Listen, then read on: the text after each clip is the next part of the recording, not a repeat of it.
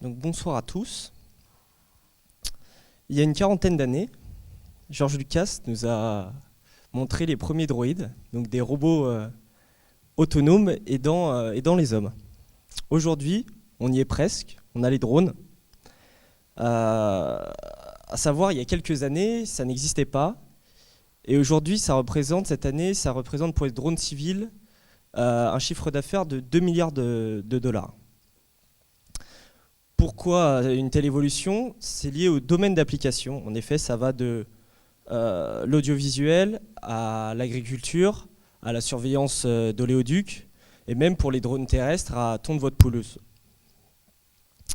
Cependant, il y a deux problèmes qui freinent leur évolution. C'est l'autonomie des drones et la gestion et la détection donc, des obstacles. Heliofract propose une solution à l'autonomie des drones. Notre savoir-faire, nous, c'est des cellules photovoltaïques d'un nouveau genre qui sont légères, à haut rendement et peu onéreuses à la fabrication. Donc, couplées à une batterie bien dimensionnée, on permet d'offrir donc une solution pour augmenter l'autonomie des drones. Cette solution peut permettre soit d'allonger simplement le temps d'utilisation, le temps de vol, ou d'alimenter des appareils en plus pour les drones et donc d'augmenter leur fonctionnalité. On peut même imaginer qu'un drone sur des missions longues n'ait pas besoin de station de recharge, c'est-à-dire que le drone se recharge grâce aux panneaux solaires hors utilisation.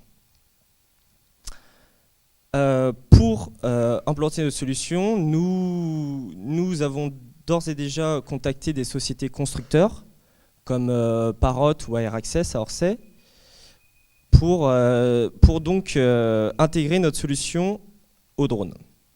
Nous travaillons sur le projet donc, depuis janvier avec le laboratoire Amécoton à Orsay et donc 5 chercheurs qui nous aident à fabriquer avec leur outil de production de cellules à monter le projet. Voilà, nous recherchons des compétences en électronique de puissance pour faire le couplage donc batterie panneau photovoltaïque. Si vous voulez nous contacter, il y a le mail et merci de votre attention.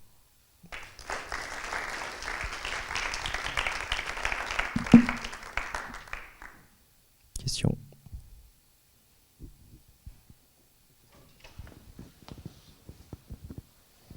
Oui, j'ai juste une petite question sur le... Vous avez dit qu'il y avait de l'autonomie en plus. Ouais. Est-ce que vous avez des ordres de grandeur? Non, pas encore. On travaille dessus que depuis janvier. On n'a pas encore les cellules. On sait que théoriquement, elles ont un rendement, nos technologies, un rendement supérieur. Après, ce sera donc le poids. On a une bonne ordre d'idée. On sait qu'on est plus léger que les technologies silicium actuelles. Mais au niveau du rendement, donc, qui est la deuxième composante pour l'autonomie, on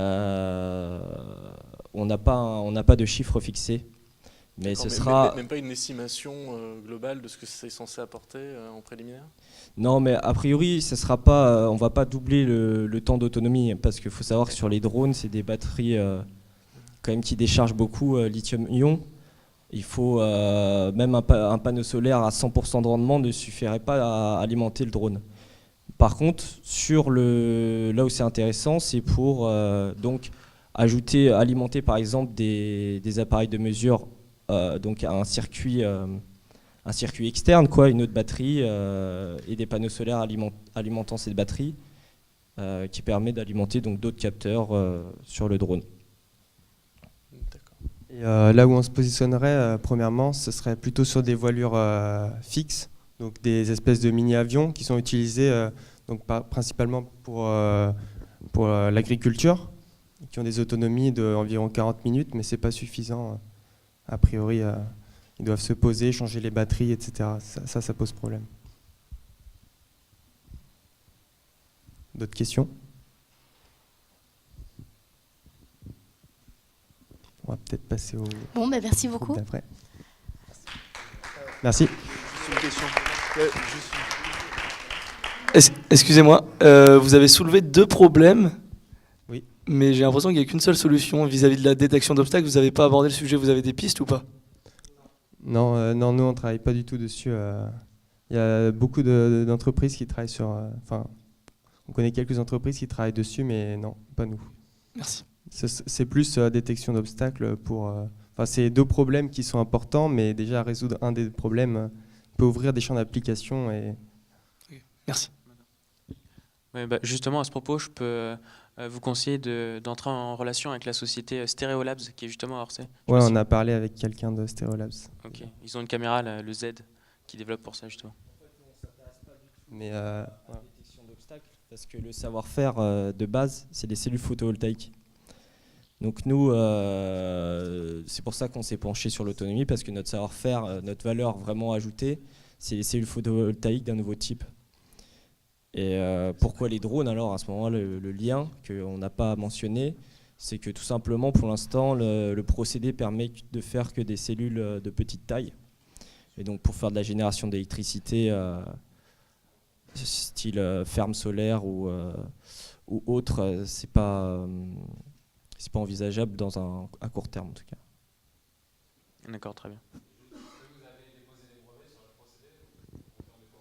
Pas encore, non.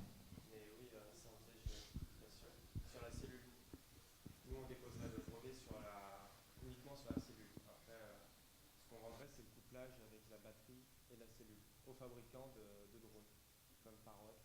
On va voir avec le prochain. Juste la projection, c'est des cellules souples? C'est des cellules, non, c'est couche mince, mais c'est pas souple.